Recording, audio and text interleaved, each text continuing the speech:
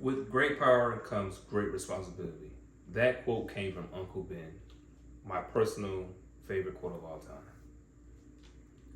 Today, I will be talking about the spectacular Spider Man, his origin story, his powers and abilities, and the struggles he goes through, and the villains he fights. According to Stan Lee, the co creator of Spider Man,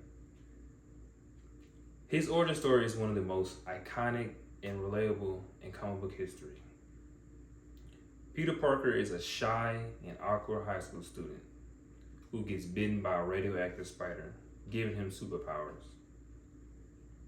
The day he got his superpowers, him and his Uncle Ben got into a really big argument, making Peter Parker storm out the house, making his Uncle Ben chase after him, and while he's on the run out to get him, he gets mugged and the robber kills him.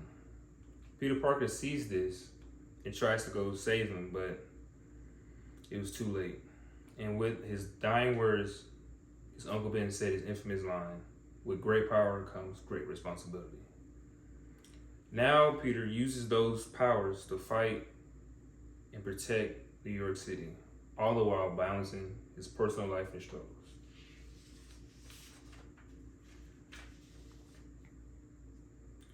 Now that you know about his origin story, now let's talk about his powers and abilities.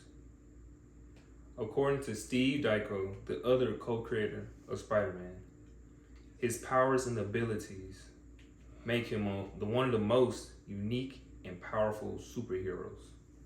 His powers are superhuman strength, agility, reflexes, as well the ability to climb walls and shoot webs from his wrist.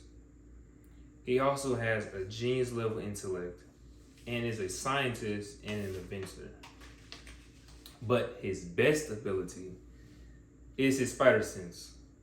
It's like an internal alarm that goes off in his head whenever incoming danger is coming to harm him, basically. So now you know about his abilities. Let's get into his personal struggle and his trauma. Spider-Man's personal struggles are a big part of his character. He struggles with the balancing his superhuman life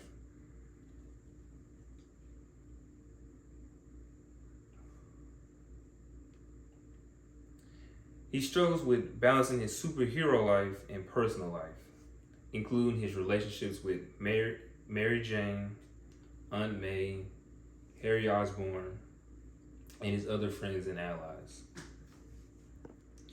He also struggles with the guilt about his Uncle Ben and the responsibility that comes with being a superhero.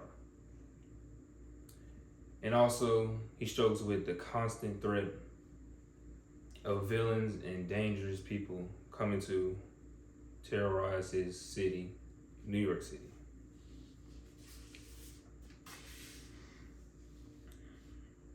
And now, finally, let's talk about his villains, or what I like to call them, his rogue gallery. According to Marvel.com, Spider-Man has one of the most iconic rogue galleries in comic book history.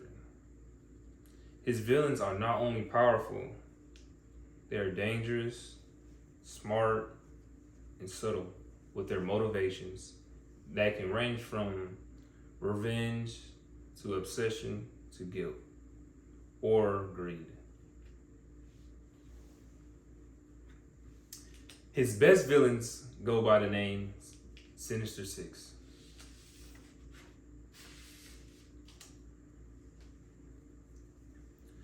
The first villain his name is Norman Osborn, but his villain name is the Green Goblin. The Green Goblin is portrayed as a masterful criminal who attacks New York City with a lot of Halloween themed gadgets, such as flying gliders, sharp bats, and grenade like pumpkin bombs. The next villain is Otto Octavius, but better known as Dr. Octopus. Otto is a scientist who is a mastermind behind all the crime in New York City. He's a very smart and arrogant guy, but he also deals with serious mental issues that made him into a criminal. Because Otto's body was fused with 4 mechanical octopus arms during a atomic research project. And that's where he got the name Dr. Octopus. And the next villain is Eddie Brock, but his villain name is Venom. So Venom got his powers from originally Spider-Man, who Spider-Man originally got it from an alien symbiote that came from an airplane from the moon, who was traveling back to Earth. And when it landed on Earth, it went around many places, but it eventually finds Spider-Man. And when it found Spider-Man, at first it was helpful to Peter Parker, helping him defeat villains left and right. But one day, the symbiote started acting weird and suspicious. It started making Peter Parker act in a different way, making him mean and rude to his close friends. And Peter didn't want to be like that, so he decided to remove the symbiote. And when he removed the symbiote found its way to Eddie Brock, which made him a criminal attacking New York City. The next villain is Flint Marko, but he's better known as Sandman. Sandman is a shapeshifter he accidentally got his powers from. He also got his powers from an atomic research project as well. He got the ability to change it to sand. Well, at first, he was fighting Spider-Man on a regular basis because he was trying to rob banks and all in different stores. But over time, he changed and he made friends with Spider-Man and turned into an anti-hero. The next villain we're talking about is Lizard, but his human name is Curt Connors. Curt Connors was a scientist with one arm, and he is trying to get this arm back by using lizard cellular regeneration. And he experiments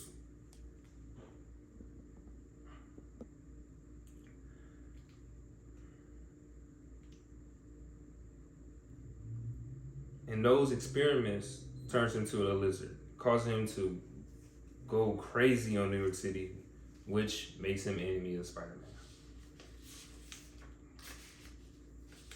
And that last villain we're talking about is Kraven the Hunter, also known as Sergei Kravenov. Sergei Kravenov was a regular guy just going around the world trying to defeat the most aggressive and the strongest animals in the world. And all those animals wasn't a challenge for him. So he was bored one day and his wife came up to him and showed him Spider-Man. And that was the best news he got all day. So he travels to New York City to face Spider-Man, and the rest was history. Today I've talked about Spider-Man's origin story, his powers and abilities, and the struggles he goes through in his rogue gallery. I'm confident that you understand with great power comes great responsibility.